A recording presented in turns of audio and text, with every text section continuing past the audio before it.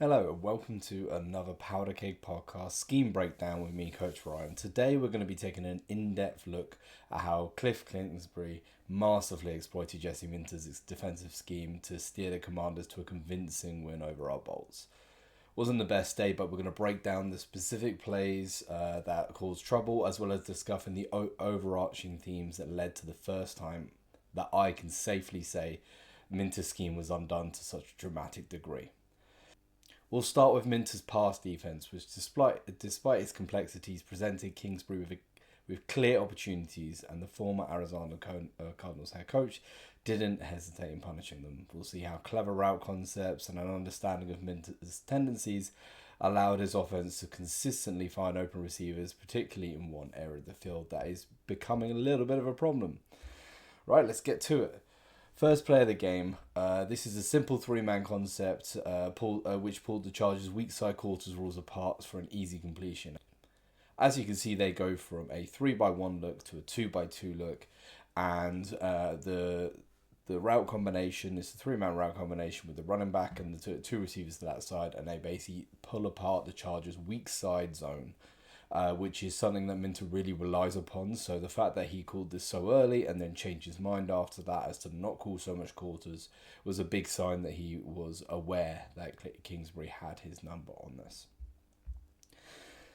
The second set here is another simple route that pulls apart the Chargers coverage rules, specifically using a late tight end route, a leak route they call it, to drag Darian Henley out of the passing window to the ineffective pass rush. As you can see, Tooley misses Jaden Daniels, and it means that he's left with the time to hit his wide open man in the soft zone between everyone else. Minter answers this, though, by playing man on early downs for majority of the rest of the game. It's pretty rare for him to do that. The three plays here that you're going to see, which forced the punt just before the half, that was ultimately called back, was strung together in a way to shut down the Commanders with a pair of man combinations that gave the pass rush the time they needed. And they matched the front with the coverage, so they folded the pass rush inwards after tempting Daniels to escape up the middle, and that was the key in getting a sack. Minter then followed this up with a cover 3 buzz call on third down. This was really cool play sequencing. So he started with cover 1 wrap. He then went into cover 5 or 2-man, depending on how you call it, and then ended with cover 3 buzz. All of these are middle of field close coverages, which is again not what Minter does. So he went against his tendencies and found ways to attack. However, we come to the next play, and Kliff Kingsbury is showing that he is too experienced to just stick with his original game plan, even if it wasn't working. So he's adapted. The Bolts were running middle field close coverage, but this was a look Kliff manipulated Minter to run without a press corner on both sides. Minter likes to run a strong side corner off on third down, which is fine when you have too high. However, with Minter dedicating a defender to the middle hole this year, this became a hindrance rather than a help. Sending three rushers and two of them running into each other was a cherry on top of it. Minter tries to run cover 2 read, which is a good answer to these principles. But the inevitable happens. Daniels finds a lane. He counted the numbers. He saw the drops. He knew the pass rush wasn't going to be able to get to him if he went up the A-gap. Kliff has noticed that when the Chargers are playing man out of 2 high formations and the Commanders motion their back, the safety covers down. It's not a linebacker kicking out. So when he's presented the Bolts with a pony personnel, that's 21 personnel, meaning 2 backs, 1 tight end, this motion meant that the Chargers kicked the linebacker inside, and the other linebacker was left in isolation against the other back, which is a huge amount of grass to cover on both sides of the line.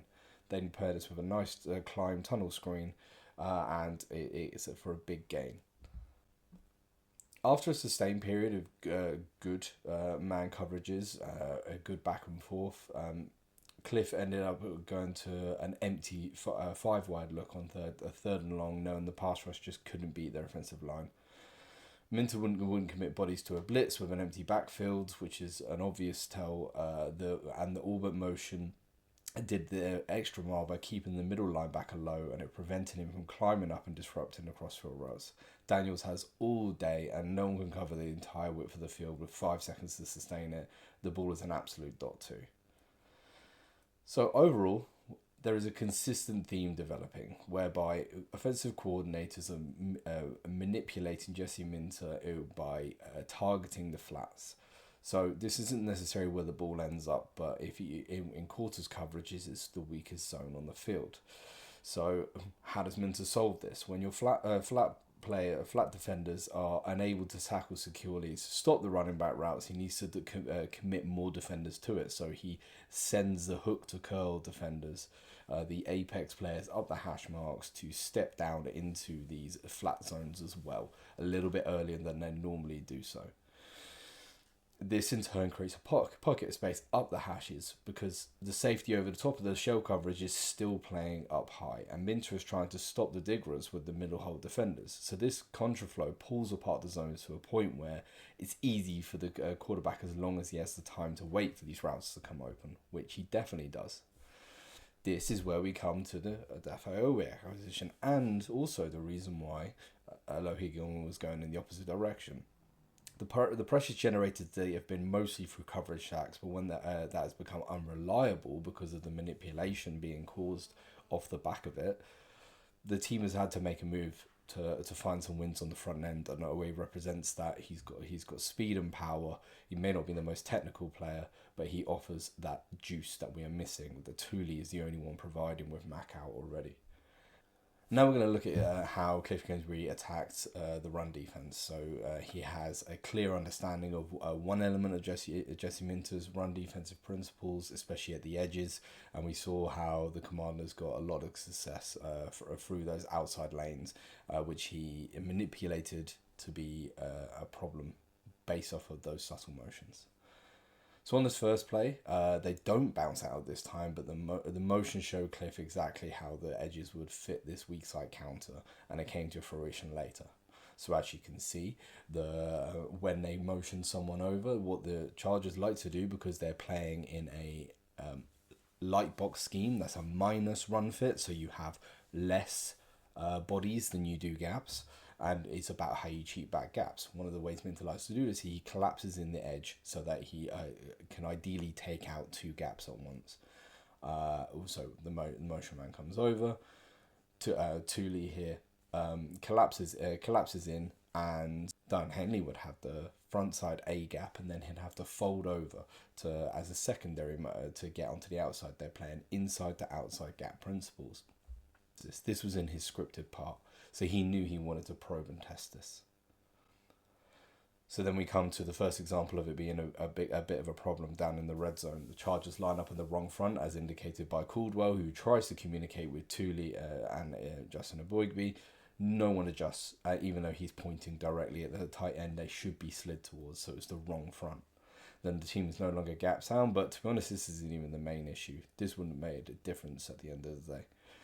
Derwin is in man coverage, and he tried to carry the tight end to the linebacker level, but it just ended up crashing into Troy Dye, creating a wall that no one could get past. This is a masterful bit of manipulation by Kliff once he knew the Chargers were a man. On this play, they used the exact same concept as the touchdown before to trap Derwin in a one-on-one. The Chargers play it much better this time, but John Bates is a fantastic blocker, and he manages to seal off Derwin, and then Alohi Gilman shoots inside, and the pursuit from the linebackers is just not good enough. Derwin has a pass responsibility on this play. He is a pass first player no matter what how close to the line he is playing. He is in the pass fit more than he is in the run fit. In summary, when we're looking at the run defense, as soon as Washington went back to run the ball in the second half, it was curtains, because Jesse Minter's defense was not ready to defend the run out of man, not just because of the bodies that they're missing, but because it takes elite communication and consistent practice, which the Bolts just don't have in their repertoire right now. That's, again, because of injuries and a lack of quality leaders on the field, but also you have to have those rules in place. When one guy motions out, how does it change the entire run fit in zone? It's a lot easier, and it's going to take some adjustments for this team to be able to do it consistently in man. Thanks for listening to our breakdown of the Commanders' Week 5 win over the Chargers. We'll be back with our regularly scheduled podcast next week after the Chargers' Week 6 game against the Miami Dolphins, where the team will be looking to take a massive step back towards the right direction, particularly this defense, which has been rocked onto its heels for the first time in a long time.